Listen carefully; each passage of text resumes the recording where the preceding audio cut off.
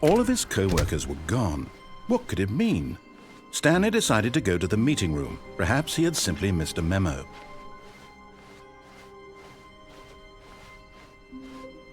When Stanley came to a set of 2 open doors, he entered the door on his left.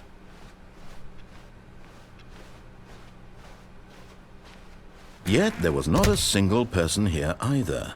Feeling a wave of disbelief, Stanley decided to go up to his boss's office. Coming to a staircase, Stanley walked upstairs to his boss's office.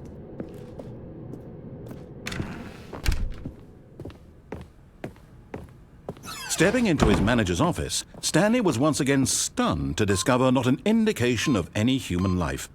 Shocked, Stanley was in such a rush to get through the story as quickly as possible, he didn't even have a single minute to just let the narrator talk. That kind of anxiety isn't healthy, so he relaxed for a few moments with some calming New Age music.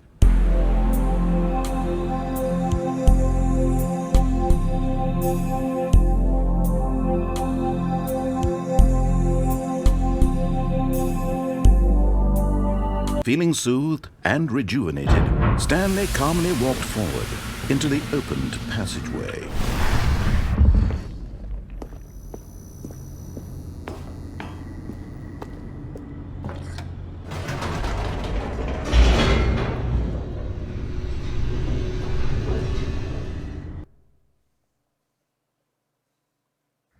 Descending deeper into the building, Stanley realized he felt a bit peculiar. It was a stirring of emotion in his chest, as though he felt more free to think for himself, to question the nature of his job. Why did he feel this now, when for years it had never occurred to him? This question would not go unanswered for long.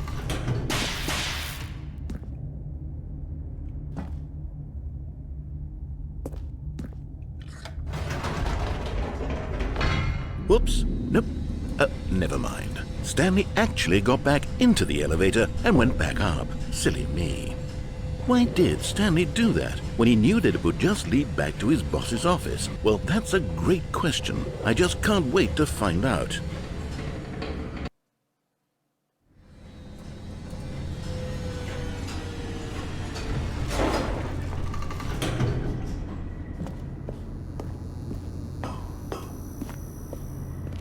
Here we are, Stanley. It's your boss's office. Exactly the way it was before you got onto the elevator. It's still just exactly what it is. What a decision you've made to come up here and look at the office again. This has fleshed out the plot of the story in new and fascinating ways I could have never anticipated. It's that keen eye for storytelling that you have, an incisive rapid fire of critical plot points, one after the other, weaving a rich tapestry of uncompromising narrative. Wow! I'm bolted to the edge of my seat.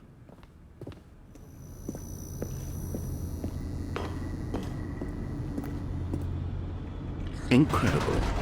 Now he's getting back into the elevator and going down again. Ladies and gentlemen, how does he keep coming up with all of this?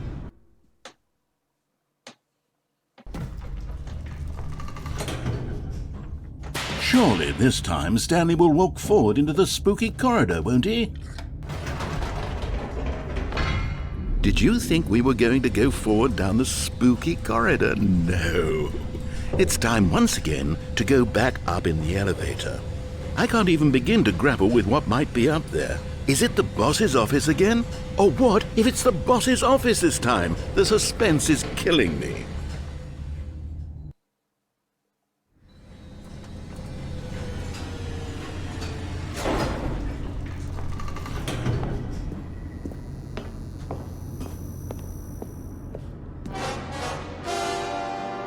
Oh my God, it's the boss's office.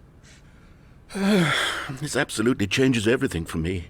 Give me a time out here for a minute while I process this.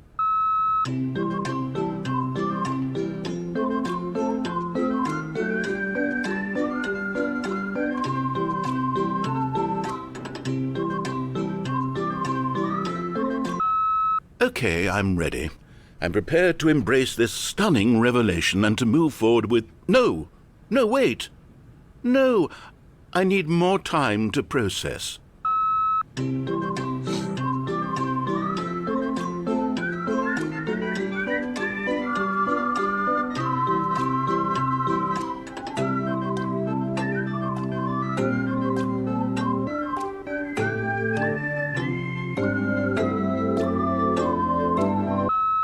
All right, I have fully come to terms with it.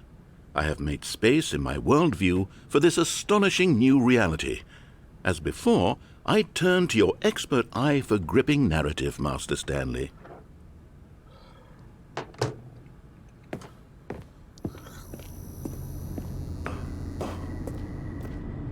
Of course, going back down in the elevator. How did I not anticipate it? I mean, sure, now it's obvious, but you have to understand that 30 seconds ago, this kind of thing had never been attempted before. I had no frame of reference to even anticipate it. That's just how revelatory Stanley's decision-making is. A breath of fresh air in a landscape of storytelling that has grown stale and repetitive.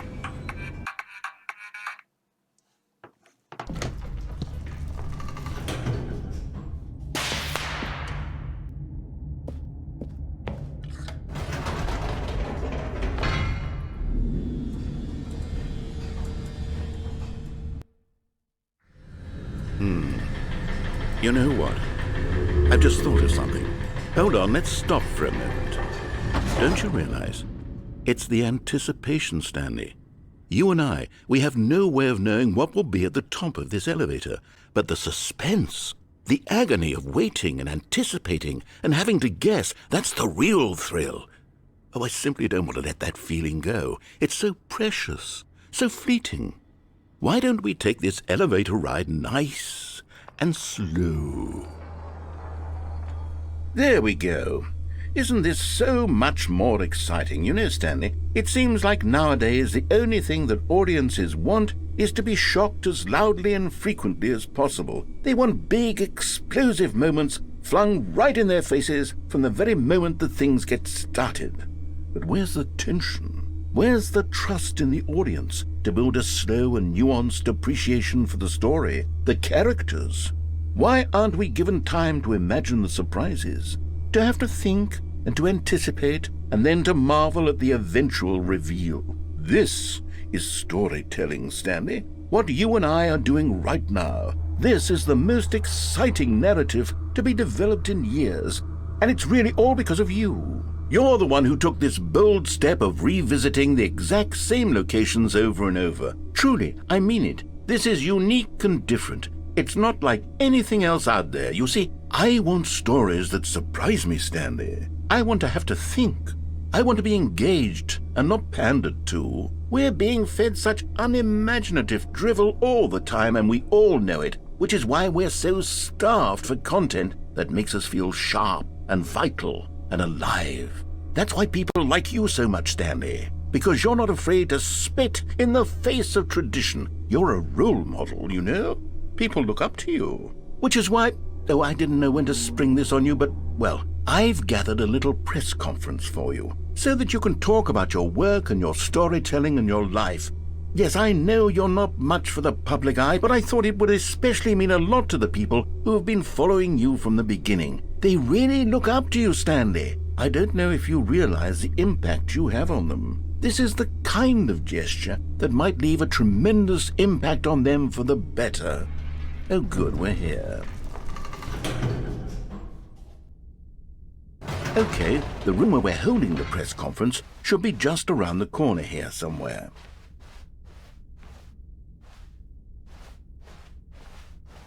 Ah, yes, here it is, just through this door. All right, are you ready? I've told them you're going to speak a little bit about the nature of surprise in storytelling and what it means to craft a truly unpredictable narrative. Oh, don't worry, you'll do great. Just be yourself and speak from the heart. I'm really proud of you, Stanley. Okay, it looks like they're ready for you. Go get 'em.